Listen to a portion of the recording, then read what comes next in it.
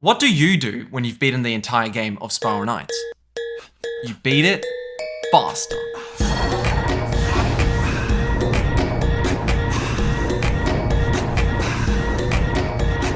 Wonder if you know how they live in Tokyo. Okay. Despite that insane intro, what actually is Project Speed?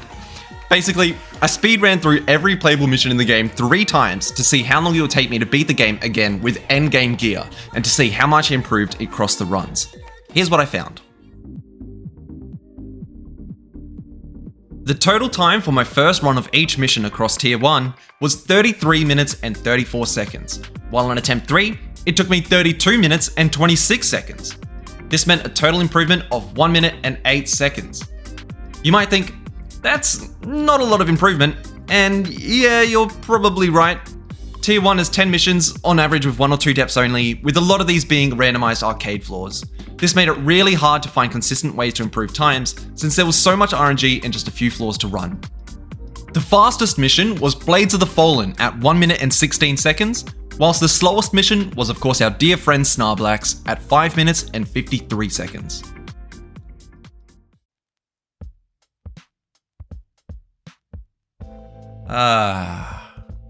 Tier 2.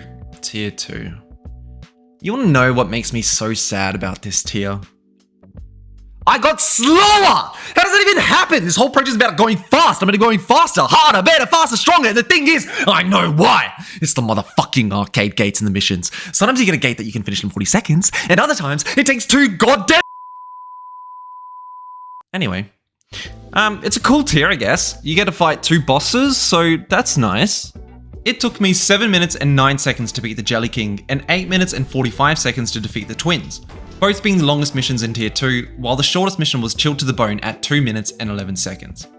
Across the missions, my third attempt was slower than my first for 8 out of the 15 missions within the tier, which was a bit disappointing, but kind of cool to see just how much variance there can be based on the arcade floors. Tier 3 by far was the longest section of the game, taking almost 3 times as long as to complete as Tier 2. The total time for my first run of each mission across Tier 3 was 3 hours, 3 minutes, and 54 seconds, while on Attempt 3, it took me 2 hours, 52 minutes, and 52 seconds. The back end of Tier 3 is full of missions that have unique, non-arcade floors, which were great for improving times. As per the other tiers, the boss mission took the longest, with my fastest attempt taking me 20 minutes and 1 second to kill Vanaduck. Shadowplay and Dreams and Nightmares also boasted some long times, with my fastest runs of these being 14 minutes and 57 seconds for Shadowplay, and 14 minutes and 11 seconds for Dreams and Nightmares. The fastest mission was of course the first mission in Tier 3, in Cold Blood, which took me 4 minutes and 30 seconds to beat. You can see here it took a total of 14 hours to complete all 3 attempts, with an average time of 4 hours and 43 minutes to beat every mission in the game.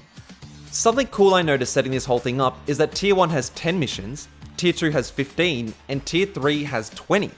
This means if they ever release Tier 4, we get 25 new missions. Yeah, not likely. Anyway, playing through the game again is fun and all, and I understand that the relaxing vibes of the background music might not inspire you to make your little knight's legs go turbo speed, but man oh man is it fun. If you want to hop on and give this a try, I've created a public Google Sheet which you can copy and fill out to your liking. The link will be below, along with a copy of my final results. You don't have to commit to all 3 attempts, it could just be fun to do one run through and see where that lands, or pick a few of your favourite missions to see if you can get a better time. Timing works as per usual speedrun rules, starting on the first party button and ending on the final elevator or boss token spawn. If you're a YouTuber or a streamer who has run out of content, I'd recommend giving this a go. I'd love to see how I match up against others, and it'd be fun to see more content put out there. All in all, my total individual fastest attempts equaled 4 hours, 19 minutes, and 5 seconds to beat every mission in the game. Can you do better?